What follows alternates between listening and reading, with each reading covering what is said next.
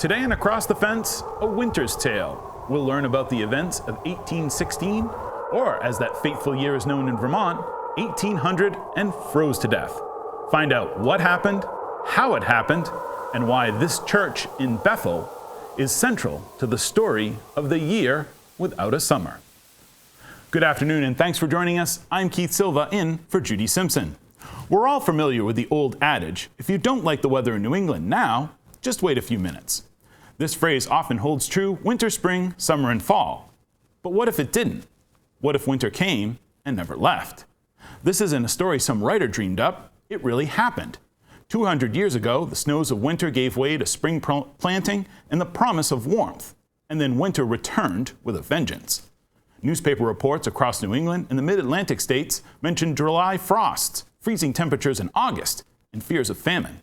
Even the hardiest of Vermonters had to wonder what was happening. Let's join Vermont historian Howard Coffin at a historic site in central Vermont to find out what happened when summer never came to Vermont.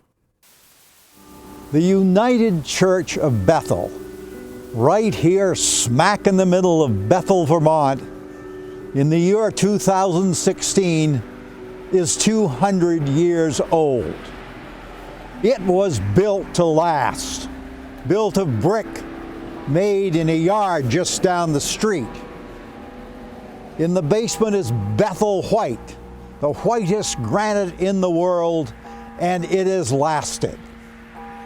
This church came into being in what may have been the darkest, coldest year in the history of Vermont. It was known as 1800 and froze to death.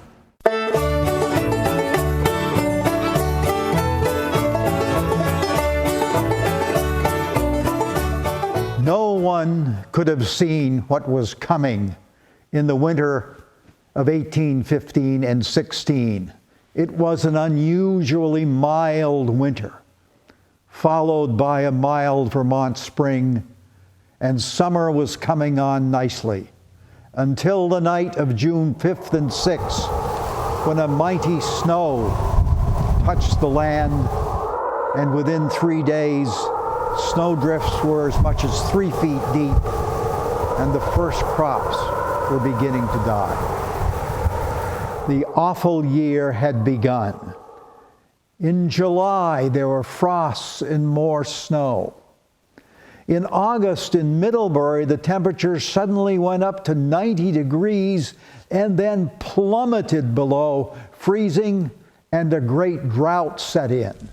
It became so dry that forest fires broke out in the Adirondacks. The smoke drifted across the lake to Burlington, and visibility there was only a few feet at times. In September, the cold persisted, and October began with a foot of snow. The catastrophe was not only in Vermont. It was nearly apparently worldwide.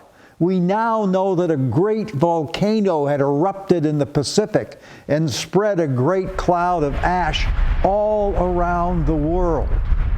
In Europe, the writers Lord Byron and Mary Shelley had planned to spend a happy summer in Switzerland in the Alps writing happy things.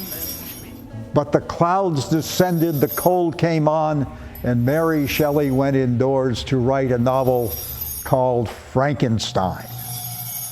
The result of this winter without a summer, as some called it, others called it the starvation year, eventually would mean that up to 15,000 Vermonters would pick up and leave. Among those who left Vermont was a family from Norwich renting a farmhouse down there named Smith. They took with them their son Joseph and went to Western New York State. He, of course, would found the Mormon religion. Most people stayed, and many became part of a religious revival. Of course, the darkness and cold brought fear. O Lord, our help in ages past.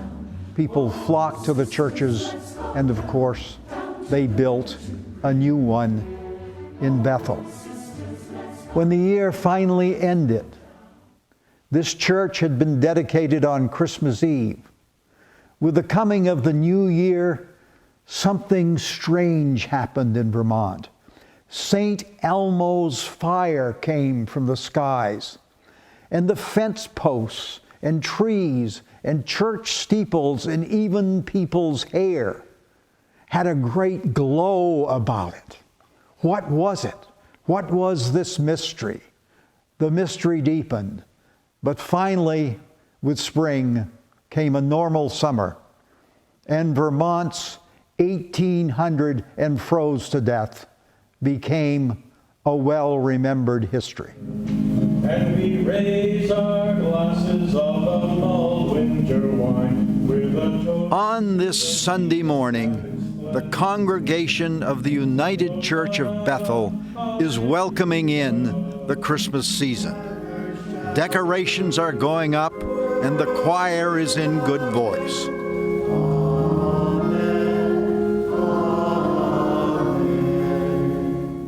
The history of the church has been chronicled by a longtime resident, a member of this community, and someone I'm proud to call a friend.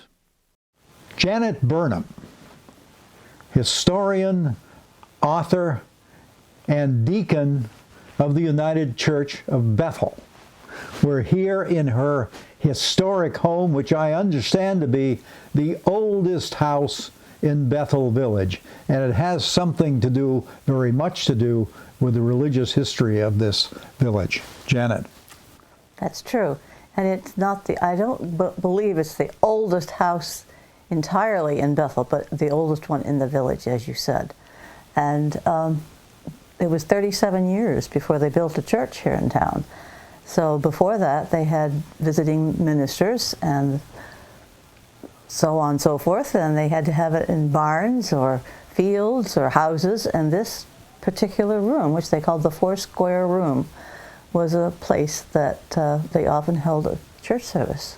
So church services were held right here. Yes, right here. And if memory serves me, there was a rather famous preacher who would have preached here. Yes, that was Hosea Ballou, who was probably the most influential preacher to forward the thinking about universalism.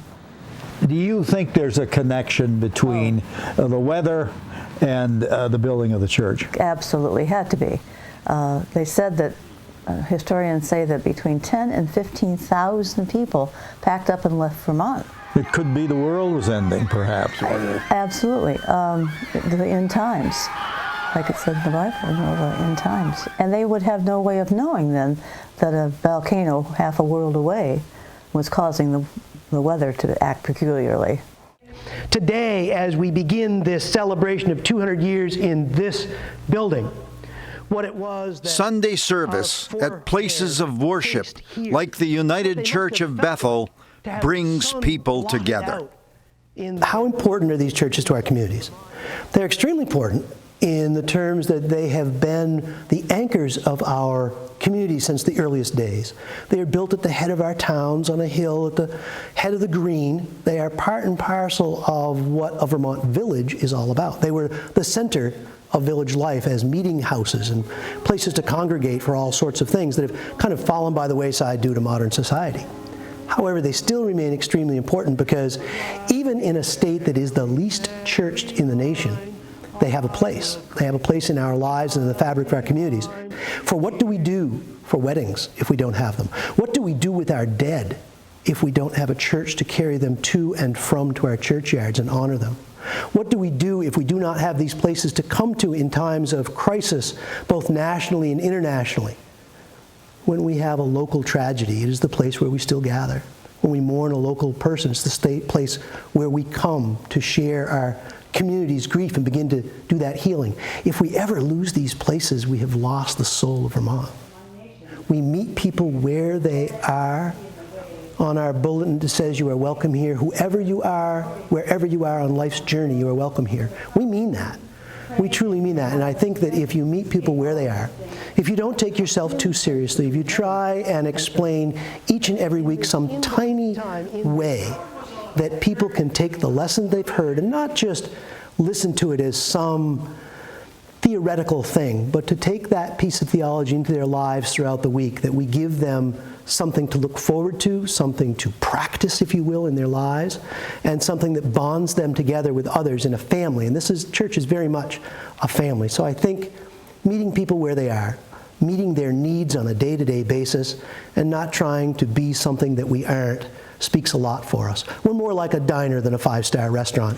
I tell people, if you don't like organized religion, you've come to the right place, because this is disorganized religion at its finest. Yeah. Nice to see you.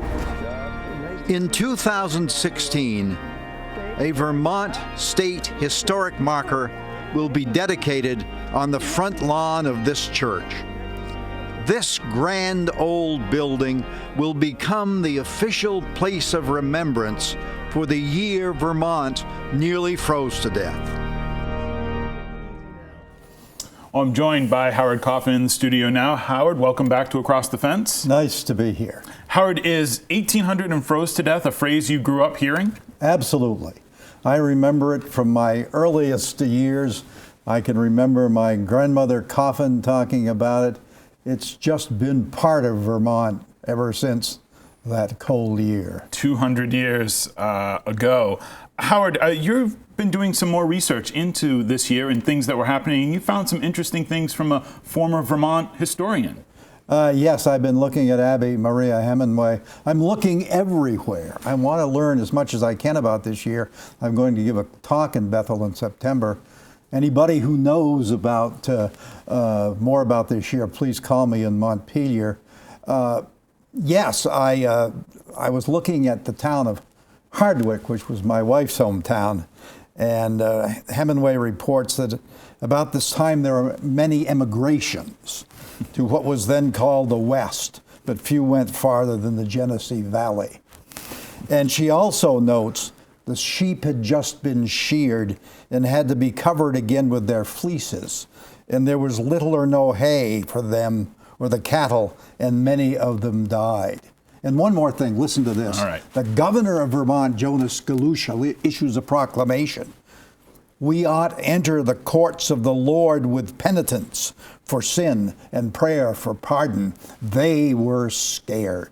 And it wasn't just the people. Obviously, the government was, the governor was trying to rally everyone and try to figure out what was going on. Well, they didn't know what was going on. The sudden climate change, we have gradual climate change today, it terrified them. They didn't know where this darkness and cold was coming from.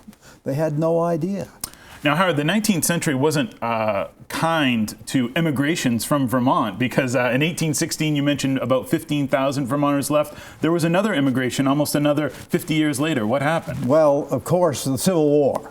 After the Civil War, a lot of those young men who had gone to other parts of the country to fight came home and decided they didn't want to be on the farms anymore, and they went west. And the western migration was often to Wisconsin or to Michigan or some to the south, but they'd seen some leveler farmland and some easier climates, so yes, they went too. Less stone in those fields, I bet.